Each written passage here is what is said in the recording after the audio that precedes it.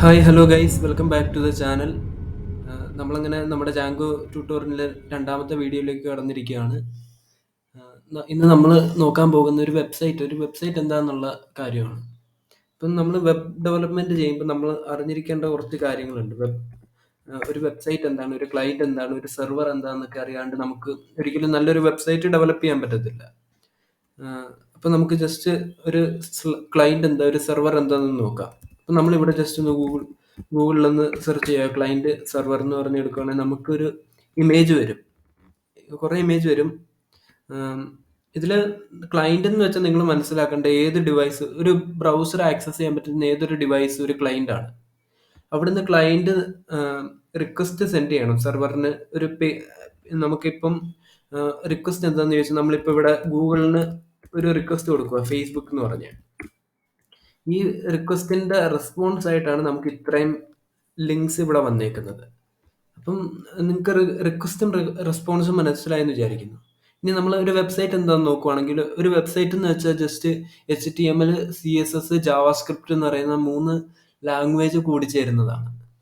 അത് HTML എന്ന് വെച്ചാൽ നമുക്ക് ഒരു വെബ്സൈറ്റിന്റെ സ്ട്രക്ചറാണ്.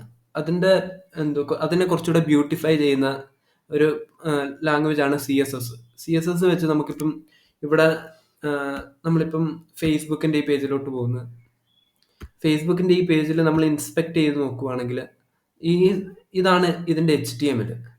ഇപ്പം നമ്മൾ ഈ HTML-നകത്തുനിന്ന് ഇതിന്റെ CSS മൊത്തവും കട്ട് ചെയ്ത് കളയുവാണെങ്കിൽ ഇതിന്റെ ആ ഒരു ബ്യൂട്ടി മൊത്തത്തിൽ പോകും.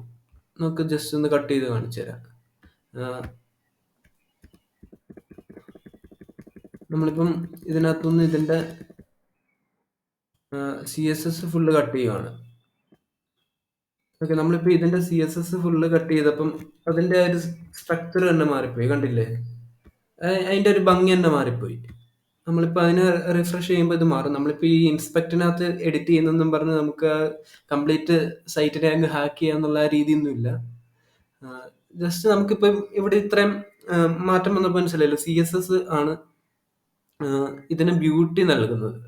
ഇപ്പൊ നമ്മൾ അവിടെ CSS കട്ട് ചെയ്തപ്പോൾ കണ്ടത് HTML ആണ്. ഇപ്പൊ ഇതിനകത്ത് ഇങ്ങനൊരു ഇതൊരു H4 ടാഗ് ആണ്. അപ്പൊ ഈ H4 ടാഗ് ഇതിൽ വേണോന്ന് തീരുമാനിക്കുന്നത് അതിന്റെ ഒരു സ്ട്രക്ചറാണ് HTML.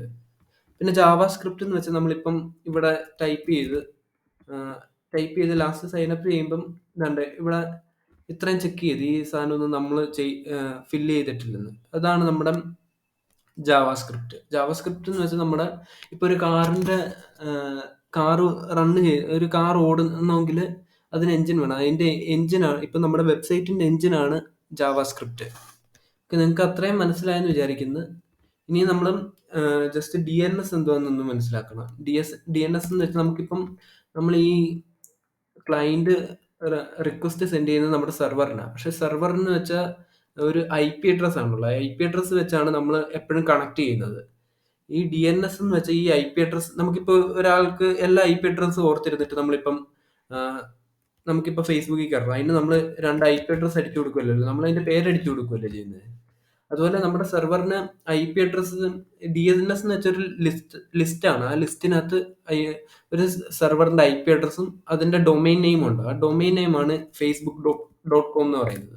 അപ്പൊ നമ്മളിവിടെ facebook.com എന്ന് വിളിക്കുമ്പോൾ ഈ DNS സെർവറിലോട്ടാണ് റിക്വസ്റ്റ് ആദ്യം പോകുന്നത്. റിക്വസ്റ്റ് ചെന്നിട്ട് facebook.comന്റെ IP അഡ്രസ് സെർച്ച് ചെയ്യുക. എന്നിട്ട് ആ IP അഡ്രസ് നമുക്ക് റെസ്പോൺസ് ആയിട്ട് നമ്മുടെ ബ്രൗസറിൽ തന്നെയാണ് ഇതെല്ലാം നടക്കുന്നത്. ബ്രൗസർ എന്നിട്ട് ആ IP അഡ്രസ്സുമായിട്ട് കണക്ട് ചെയ്ത് നമുക്ക് facebook.com എന്ന് പറയുന്ന പേജ് ഓപ്പൺ ചെയ്ത് തരും. ഈ പേജ് നമുക്ക് വന്നത് നമ്മുടെ ആ ഒരു റിക്വസ്റ്റിന്റെ റെസ്പോൺസ് ആയിട്ടാണ്. ഓക്കെ, നിങ്ങൾക്ക് ഇത്രയും ബേസിക്സ് സംഭവം മനസ്സിലായെന്ന് വിചാരിക്കുന്നു. നാളെ